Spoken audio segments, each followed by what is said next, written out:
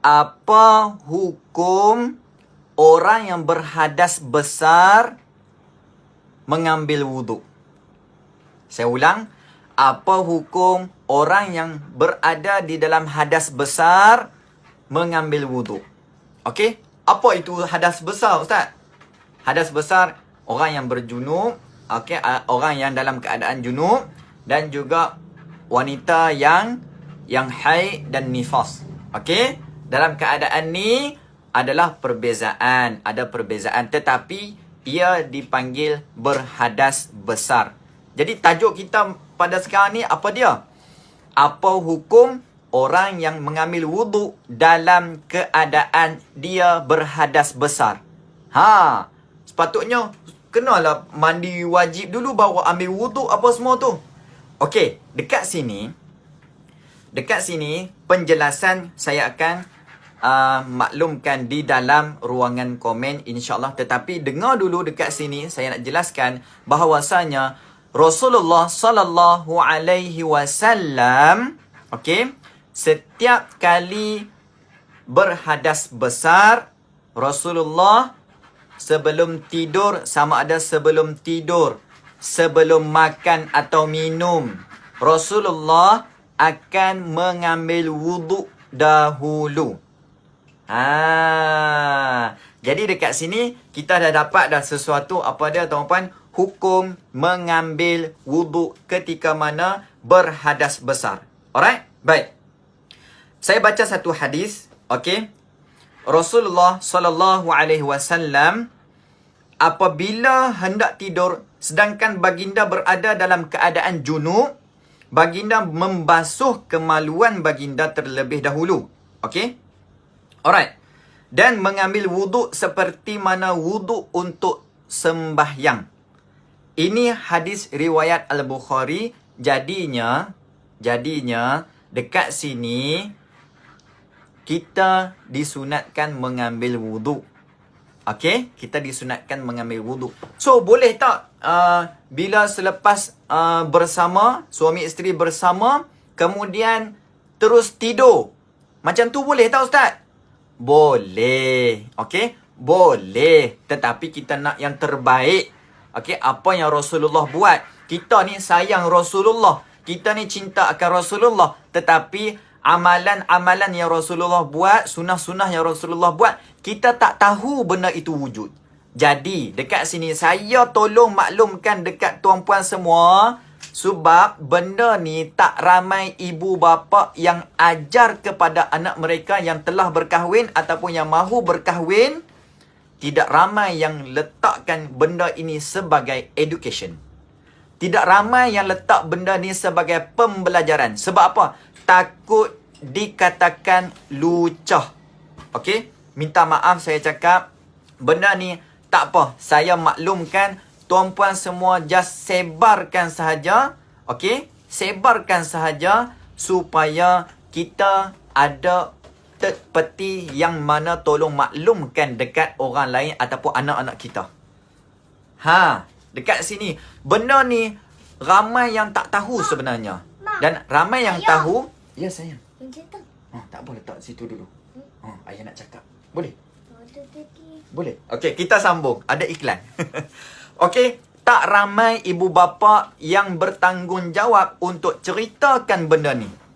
Okey, tak ramai yang ibu bapa malah tak cerita satu. Tak tahu pun satu. Jadi malam ni, alhamdulillah, jika dapat sesuatu, tahniah kepada tuan-puan semua. Benda ni adalah benda yang dalaman. Tetapi kita keluarkan benda ni, anggaplah sebagai ilmu. Okey? Saya faham ibu-ibu, ayah-ayah semua. Masa sekarang ni, kita nak sebarkan ilmu. Yes, kita sebarkan secara macam ni. Tak apa. InsyaAllah, moga-moga ada sesuatu dekat sini. Dan juga, saya nak bacakan satu lagi. Rasulullah sallallahu alaihi wasallam, apabila salah seorang daripada kamu mendatangi, menyetubuhi isterinya, kemudian ingin mengulangi lagi, maka sebaiknya hendaklah dia mengambil wuduk. Dalam hal ini, untuk mengulangi perbuatan ataupun bersama suami isteri, perlu mengambil ulang semula. Alright? Perlu mengambil ulang semula wuduk tu. Perbaharui wuduk. Apa hikmah dia tuan-puan semua? Maaf panjang sedikit tetapi saya perlu sampaikan juga supaya tidak tergantung. Okey? Tidak tergantung supaya ramai lagi dapat manfaat. Dekat sini, apa hikmah dia Ustaz? Hikmah orang yang berwuduk semasa dalam keadaan janabah ataupun dalam keadaan berhadas besar. Okey, baik.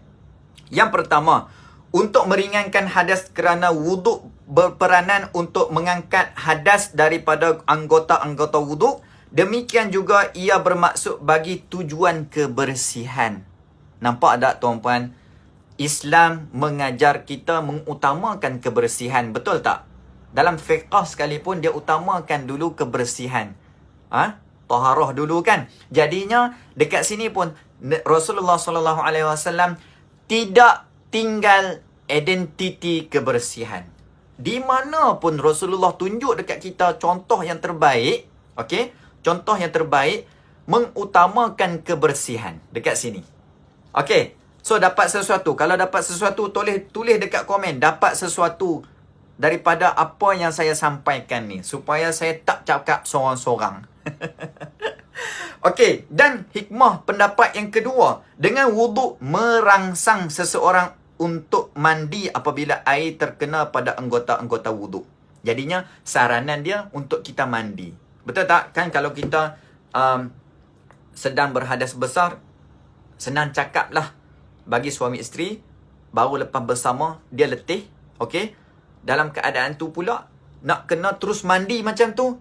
Nampak tak? Dekat situ ada orang kata apa? Dia bagi kena air sikit, ambil wuduk dulu apa semua, baru mandi. Contohnya macam tu. Itu hikmah dia. Alright. Dan yang ketiga, bertujuan agar seseorang itu tidur dalam keadaan suci dari salah satu dua hadas. Hadas kecil dan hadas besar. Kerana ditakuti dia menemui ajal di dalam tidur. Ini besar. Yang ni besar. Peranan dia. Contohnya kita ada dua. Bila berhadas besar, mesti dalam keadaan berhadas kecil kan. So at least apa yang Nabi ajak dekat kita, at least kita kurangkan satu dalam keadaan bersuci. Ada juga dalam keadaan suci. Boleh tuan-puan? Dapat sesuatu. Alhamdulillah ramai dapat sesuatu. Nanti saya akan kongsikan bagaimana Rasulullah SAW mandi junub. Boleh ke boleh tuan-puan? Sebab saya takut panjang sangat video ni. Jadinya tuan-puan sila kongsikan dulu video ni. Dan juga yang mana belum follow mymengaji.com, sila follow mymengaji.com. InsyaAllah detail-detail apa percakapan untuk pembacaan saya akan kongsikan di ruangan komen. Okey? Di bawah nanti. Alright. So tuan-puan boleh scroll dan juga sila komen dan kongsikan video ni. Dan juga siapa follow daripada mymengaji.com, YouTube, Instagram, Facebook, semua tahniah tuan-puan semua. Sila tekan butang follow dan share kepada sahabat-sahabat yang lain.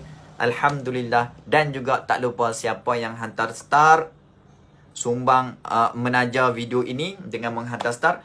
Alhamdulillah saya ucapkan terima kasih untuk tajaan video ini. Okay. So Alhamdulillah. Alright. Dapat sesuatu. Kongsi dengan anak-anak dan juga orang lain pun tak apa yang tak ada anak. At least kita keluar sikit.